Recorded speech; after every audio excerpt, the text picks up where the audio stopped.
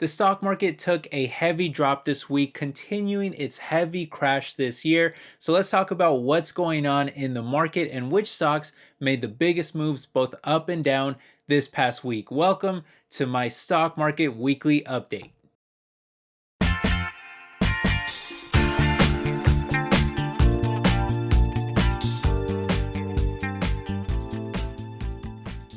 What's up, everyone? My name is Ale. Welcome back to my world of stocks. It's great to see you. I hope you're all doing well. Unfortunately, the markets are doing pretty bad right now.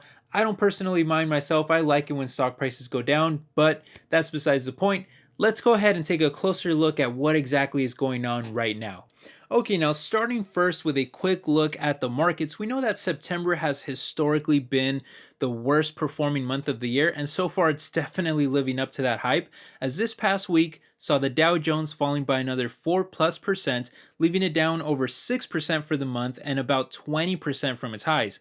The S&P 500 is also experiencing a bear market with another 4.7% drop this week, leaving it down close to 7% for the month and over 23% from its highs. And the tech-heavy Nasdaq continues to experience the heaviest losses of all, with over a 5% drop this week, leaving it down over 8% for the month and over 33% from its highs. At this point, the Nasdaq has already lost about a third of its entire value. That's a very serious crash.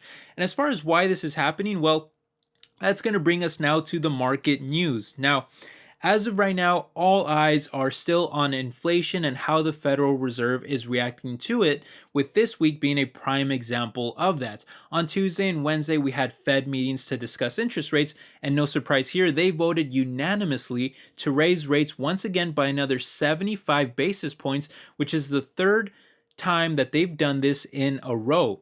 They also signaled for additional large rate hikes to come in the future despite the rising risk of recession as they continue to do so. At this point, rates have already surpassed 3%, which is something that we haven't seen since the Great Recession, and yet they are still expected to continue rising to even well above 4% by the end of the year. Typically, really sharp and dramatic increases like this lead to a recession, and thus the markets hated the news and reacted accordingly, with every single day starting on Tuesday seeing heavy declines in the market, as you can see on this chart of the S&P 500.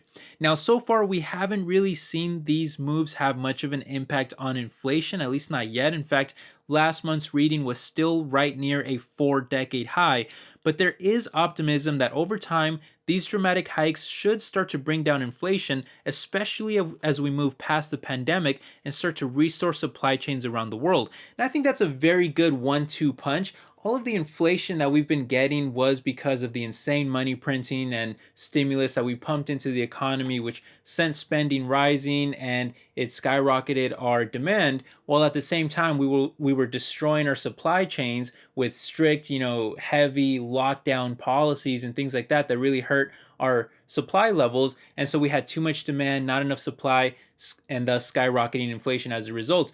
But I think that we're raising the heck out of interest rates right now, which should help curve down spending and demand. And at the same time, we have been seeing some progress on restoring supply chains around the world, which should help level off supply as well. And if those two things start to get more in balance, well, then we could see inflation start to come down a bit. And we've actually seen some of the effects of that already taking shape in some pockets of the economy. We've had some giant retailers like Target, for example, reporting losses because they had so much supply that they had to put it on clearance, and thus it hurt their profits. So we're already seeing it take effect in some areas. The question is, how fast will the rest of it take effect? If it happens soon and these things really start to bring down inflation a lot faster than we expect, well, then the Fed might start to ease up on raising interest rates. Maybe we avoid another recession altogether. But if it takes a little longer, then maybe interest rates continue to rise and maybe we kind of raise our way into a big recession, and thus the market falls maybe even more. But the market has already fallen a lot, by the way, so I do think that there is a substantial bull run coming at some point. The question is, when exactly will that happen? And nobody really knows for sure. If the changes take effect soon, well, then I think there will be a substantial bull run. I think there's a pent up stock market here that is ready to bounce back once things get under control. But if the economy lingers on with these struggles for a bit and we go into another recession, then it might take some time. But I think as even if we do have another recession, I think right after that, we're due for a nice substantial bull run, in my opinion. I think we're having a heavy bear market right now. I think it will be followed by a bull market. The only question is, when exactly will that happen? And again, nobody knows. So me personally, I'm just that type of investor that will continue to buy during these weak macroeconomic times during a bear market, but I do it slowly in small amounts over time because, again, I don't know exactly how long it'll last. So I just kind of keep buying slowly in small amounts throughout all of it, and then I do expect a bull market to follow at some point, and that's what I'm looking forward to myself. By the way, if you want to know what stocks in total that I'm buying right now during this horrible bear market, during this market crash, whatever you want to call it, I'm actually planning to make a video, might get released tomorrow, so make sure you keep an eye out for that. But I'm going to talk about all the stocks that I'm buying right now. So it's going to be a very fun video. I think you should try to keep an eye out for that. But speaking about individual stocks, let's go ahead and transition now over to the biggest gainers and losers for this past week. And I'll let you know if there's any stocks here that kind of catch my eye. But let's take a closer look at them.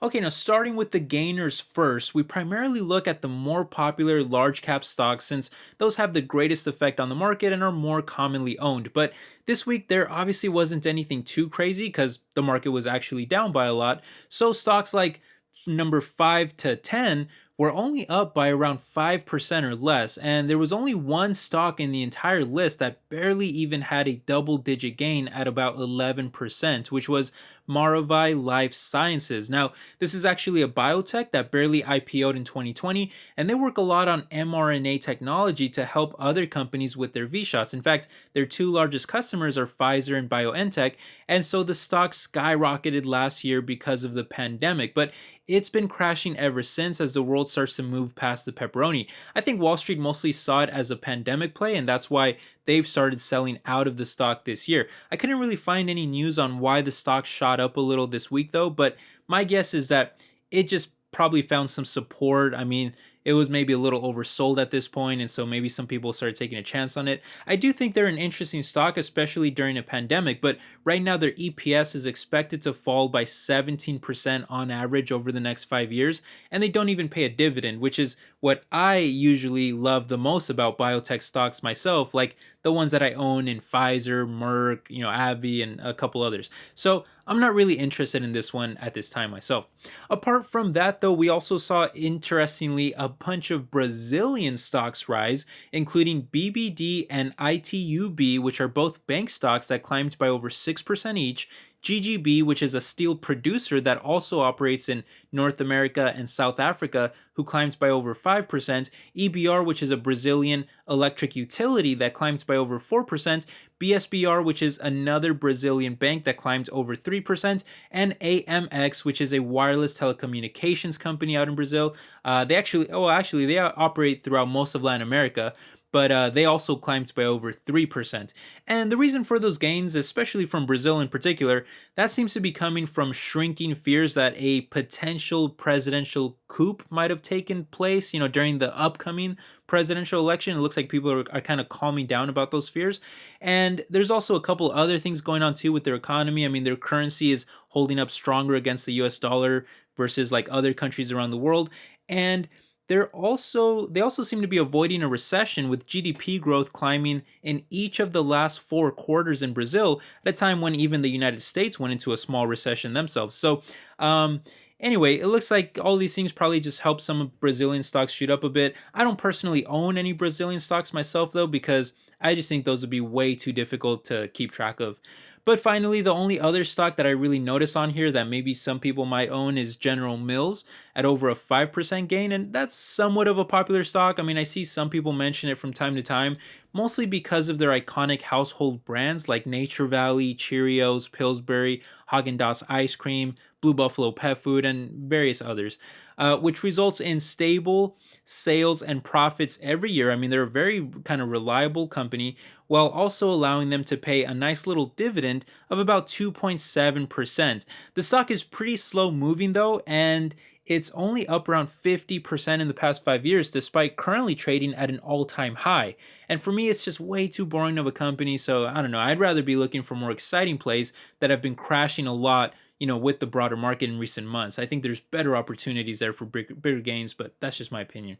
Okay, shifting over to the biggest losers though, as you might expect, we've got some much bigger moves on this list, with the first one on the list being AMTD Digital at over a 40% crash this week. Now, if that name sounds familiar to you, it's probably because they were actually our biggest gainer last week with over a 60% climb that had no real explanation for. And as I mentioned to you guys last week, this is a very sketchy company and also sketchy, kind of shady stock that I just personally have no interest in messing with myself. Because not only is this a Chinese digital solutions company that is a subsidiary of another company that has been investigated by Hong Kong securities regulators on multiple occasions, but since IPOing, the stock also climbed to over $2,500 per share before crashing all the way back down to just $61 today. I mean, that's a pretty crazy volatile stock. Anyway, moving on to others, we also had Caesars Entertainment falling by over 20% this week, which is, of course, famous for owning the Caesars Palace Casino out in Vegas, among other things. But with inflation and interest rates on the rise, along with growing fears of a recession, Wall Street is worried that consumers will spend less and perhaps cancel expensive vacation trips that they would otherwise take. As a result, most leisure-related stocks have been getting crushed all year long, with Caesars in particular already losing more than 60% of their value year to date. That's a hard pill to swallow, considering that they don't even pay a dividend. Now, we also had a few popular stocks take big hits, popular speculative stocks, I should say, including Carvana, Plug Power, and ChargePoint, all dropping by around 20% this week. And in case you're not familiar with them, all three are pretty innovative in that Carvana is actually an online shopping platform for cars that offers greater convenience, while Plug Power is trying to replace traditional lead acid batteries with fuel cell technology that has better performance.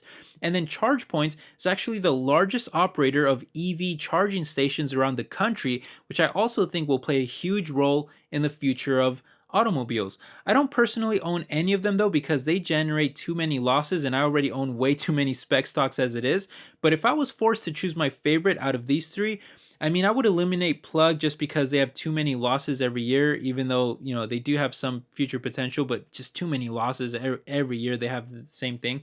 And then I would also choose ChargePoint over Carvana because I think they have a larger, more reliable business. I think they have a more highly needed service in terms of future demand. So if I had to choose, I think I would go with ChargePoint. I see a stronger kind of future with them. But finally, I'll just quickly mention a couple more stocks here because DraftKings fell another 20%. And this is a very popular spec stock in the market that is currently down over 80% from its highs. And they actually do, if you're not aware of them, they actually do online sports betting, fantasy sports, and even online casino gaming, which are all trends that are definitely on the rise. But I actually just made a full review video on this stock, so if you want to learn more about DraftKings, I would highly recommend that you watch that video. And then lastly here, we also saw Carnival Cruise take a 17% hit, which was actually one of our better performers last week along with other cruise lines because of falling airplane ticket and gasoline prices that dropped by about 10% each recently, which not only makes it cheaper for travelers to reach the cruise line ports for their voyages, but it also dramatically lowers the operational costs of these massive ships. I think fuel makes up I think it was like some crazy number. I think it was like 80% of all operational expenses or something like that for cruise lines. But anyway, last week they had rallied on that good news, but I think this week they came back down to reality, which is that the economy is still in horrible shape. And if we go into a recession, then people are probably going to hold off on vacation trips for some time. During normal times, though, these cruise stocks were actually great to own because they had really solid financials with high profit margins that allowed them to pay huge dividends. I actually used to own Carnival Cruise stock myself, who at the time was paying me over a 7% dividend yield. But when the pandemic hit, their financials deteriorated, going from a profit of around 3 billion before the pepperoni to a loss of around 10 billion in each of the 2 years following. And as a result, they were forced to completely cut their dividend, while the stock price itself has been crashing ever since, falling from a high of over $70 down to less than $10 today. That's a crash of almost 90%. Now, I don't really own any travel related stocks myself anymore. I actually used to own Delta Airlines too, for primarily for their dividend before that got cut. But yeah, after seeing how easily these type of stocks can be just really obliterated by government mandates that they don't really have much control over, I've just always kind of felt like I should probably stay away from this area, at least until I trust these companies a little more, or I trust the macro environment a little more, or maybe their prices just get too low to the point where I make like a short-term bet on them kind of bouncing off the bottom, or things like that. But in terms of long-term investing, I think you have to have a really strong stomach for these type of stocks, and I don't know, I just don't really trust them as much as I used to, so I generally stay away from that area. Travel related stocks, not really for me that much anymore. But anyway, that's just my feelings on it. What do you guys think? Do you own any of these stocks? Is there anything that you want to comment on for this past week? I'd love to hear your thoughts. What kind of moves have you been making? I'd love to read those comments, and I'll try to respond to as many as I can too. But thank you so much for stopping by. I hope you enjoyed the video. I hope you're all doing well, and I will catch you in the next one. Take care. Bye-bye.